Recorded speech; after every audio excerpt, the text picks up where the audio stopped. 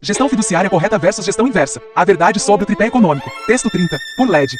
Gostam de misturar gestão de patrimônio e a gestão fiduciária do tripé econômico com política. A narrativa oficial levanta uma espessa cortina de fumaça, dando conotações ideológicas ao que deveria ser puramente técnico, matemático e, acima de tudo, fiduciário. O objetivo dessa fumaça? Ocultar o crime contínuo do saque a uma nação.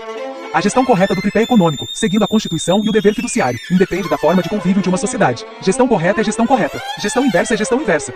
O que é capital? Capital é acúmulo de renda. Se você acumula mais renda do que gasta, isso se transforma em capital, seja em um regime democrático, comunista ou ditatorial. Simples assim. O maior exemplo de gestão correta pode ser visto na China. Esqueça a forma de convívio ou sistema político. Foquemos somente na gestão correta do capital. Lá, o tripé macroeconômico é operado para manter tanto o lucro quanto o eventual prejuízo dentro do mercado interno. O maior exemplo de gestão inversa, por sua vez, temos no Brasil. A engrenagem do saque, juros, câmbio e a gestão inversa. No Brasil, o Banco Central não gera o câmbio a favor do país via câmbio neutro, a chamada banda cambial. Como consequência dessa omissão deliberada, dizem que precisam combater a inflação utilizando a marreta dos juros reais. Para entender o tamanho dessa distorção, basta voltar a 1999. O próprio Armínio Fraga explicou claramente o que muda na transição do câmbio fixo para o flutuante. No regime de câmbio fixo, os juros tinham duas funções primordiais: combater a inflação e atrair divisas. No regime flutuante, a lógica muda. O sistema passa a delegar a atração e o equilíbrio de divisas para o câmbio, enquanto os juros passam a combater apenas a inflação de demanda ou a deflação de oferta no mercado interno. Uma coisa é uma coisa, outra coisa é outra coisa. Mas, por não cumprirem seu dever fiduciário, o país foi e continua sendo saqueado de várias formas. Não importa o nome do presidente do Banco Central, pois trata-se de um sistema. O Brasil é submetido a uma dupla alavanca, juros reais extorsivos, atualmente na casa de 9,5% reais, segundo maior do mundo, e uma gestão cambial que mantém o real artificialmente depreciado. Essa dinâmica cria o cenário perfeito para o carry trade e a transferência massiva de riqueza. O silo furado e o capital offshore. Você planta, você colhe. Mas o silo onde você guarda os grãos tem um túnel por onde se desvia a colheita, e ninguém sabe como desaparece. Esse túnel atende pelo nome de capital offshore. Como explica o Economic Hitman John Perkins, o saque a nações em desenvolvimento ocorre através de endividamento, privatizações e transferência de controle. No Brasil, a sofisticação foi além. Os próprios brasileiros se transformaram em Economic Hitman. E para onde vai o resultado desse saque? Nicholas Jackson, autor de Treasury Islands, detalha com precisão cirúrgica a anatomia dos paraísos fiscais. O que foi afanado do Brasil encontra-se no offshore. Estima-se que o capital de brasileiros acumulado em paraísos fiscais seja de 4 a 5 vezes o valor das próprias reservas internacionais do país.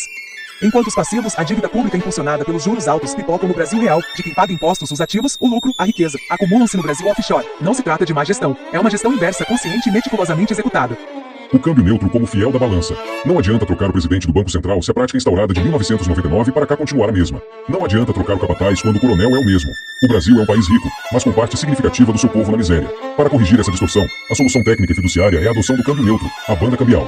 O Banco Central deve atuar como fiel da balança, vender reservas quando o real enfraquece demais e comprar quando se fortalece demais, eliminando a volatilidade especulativa que justifica a extorsão via juros. Com o câmbio neutro equilibrando o fluxo de divisas, como deveria ser um modelo flutuante correto, os juros reais se tornam desnecessários para esse fim e devem ser reduzidos gradualmente a um patamar decente de, no máximo, 2% ao ano. Essa é a troca justa que une o Brasil. O maior inimigo de quem paga impostos são os que sonegam e saqueiam os impostos. Entender a história e os mecanismos contábeis é o primeiro passo para fechar o túnel do silo e garantir que a colheita alimente, de fato, quem a plantou. Não estamos inventando nada. Tudo isso é lógica simples, dever constitucional, fiduciário, contábil. Escrevemos para todos os brasileiros.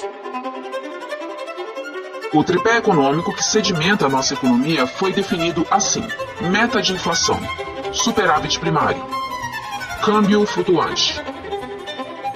Meta de inflação com juros altos não funciona, porque, como já citei, nossa inflação é cambial. Superávit primário, para ser bem concisa, é assegurar ao pagamento da dívida pública um excedente, independente das necessidades do país. Entra a tal lei de responsabilidade fiscal.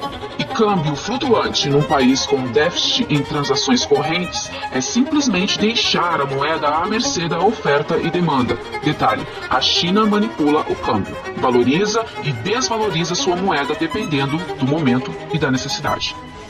Lula não mexeu no tal tripé econômico, nem Dilma. Afinal, é proibido pelo FMI qualquer mudança na arquitetura econômica. Não se mexe em imposição do Fundo Monetário, a menos que esteja disposto a romper com ele, de verdade. O Brasil criou 3 regras para estabilizar a economia. Isso aqui é chamado de tripé econômico. Basicamente, o tripé consiste em responsabilidade fiscal, meta de inflação, o câmbio flutuante. Como que funcionam as responsabilidades aqui? Quem que é responsável pelo quê? Quem tem a responsabilidade fiscal é o governo central. Em resumo, responsabilidade fiscal é equilíbrio das contas públicas, ou seja, gasto versus arrecadação. Quem é responsável pelas metas de inflação e o câmbio flutuante vai ser o lado do Banco Central, ou seja, quem deve equilibrar a moeda vai ser o Banco Central, então ele vai usar a taxa de juros como principal artifício para isso. Qual que é o problema aqui? O problema é que esse sobe e desce a taxa Selic, os juros, para controlar a inflação, cria ciclos econômicos. E ciclos econômicos são importantes, mas muitas vezes difíceis de prever. Então imagina que uma janela de 5 a 8 anos a gente tem um ciclo econômico. Vamos pegar então um exemplo hipotético, mas que geralmente todo ciclo econômico acontece assim. O tripé macroeconômico, a gente fala são 3 pés aqui que seguram a economia como um todo. A gente tá falando de câmbio flutuante, que é o que não mexe na moeda. A gente faz igual o Sarney e determina quanto que vai custar as coisas. Só deixa o câmbio flutuante. Meta de inflação, que o CMN lá, o Conselho Monetário Nacional, desenvolve em si, e junto, dá uma meta de inflação que deveria conseguir. E o outro é a meta fiscal, que é, só não gasta mais do que ganha. Seria Superávit, né? Superávit primário. Não gaste mais do que você então, se você tiver essas 3 pernas, câmbio flutuante, deixa a moeda solta, meta de inflação bem específica, e também ali uma meta fiscal de um superávit primário de ganhar mais do que gasta, pô, você tem uma economia estável e você segue uma vida muito. Preso nesse modelo neoliberal. E o Brasil, a gente tem o nosso modelo que foi digamos assim, o tripé macroeconômico foi criado lá no governo FHC com o Plano Real. E a economia ficou muito presa nesse ciclo. E o modelo, uma crítica que eu faço bastante, inclusive quando eu falo um pouquinho dos Estados Unidos, é que esse modelo fez com que o Brasil se desindustrializasse. O próprio modelo americano, né? E quem não seguiu o famoso consenso de Washington, né?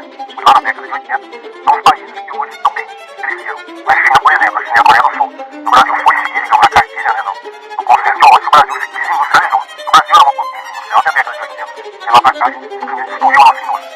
Então isso faz com que a nossa economia não se desenvolveu e faz com que a nossa economia fique presa nesse trade-off, no fundo resumir, né, nesse trade-off que a gente chama de inflação e desemprego. Né? É um trade-off, você combate a inflação, quando você consegue trazer a inflação para dentro, você sabe que a economia gerou muito desemprego, e agora você tem que estimular a economia para gerar emprego, e ao fazer isso você estimula também um aumento de pressão sobre os preços, aumento de pressão sobre os preços generalizado e gera inflação.